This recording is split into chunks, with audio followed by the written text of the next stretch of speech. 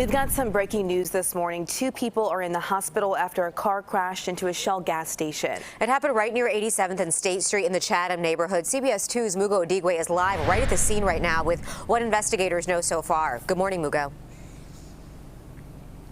Good morning, Yasmin and Audrina. The SUV crashed into this gas station with a lot of force. Just look behind me right now. This part of the fence is almost touching the ground from when that car crashed into the fence. Now, police say there were 4 people in the car.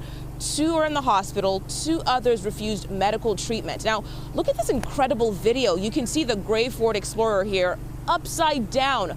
Part of the fence surrounding the gas station is mangled. Next to the SUV is someone lying on the ground. We've learned he was one of the passengers in the car. Now, this happened around 1:30 this morning. Chicago police say the SUV was going north on State and was trying to turn eastbound on 87th Street when it skidded, hit the curb, flipped over, and then hit the fence.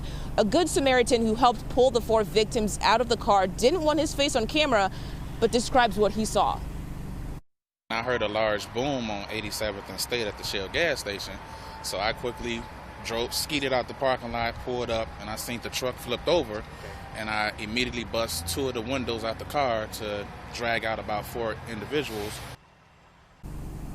So 2 of the passengers in that SUV are in fair condition in the hospital. 2 others refused medical treatment. Police say no one was cited in this because it appears to be weather or ice related. So this is just another example of why you should be careful on the roads.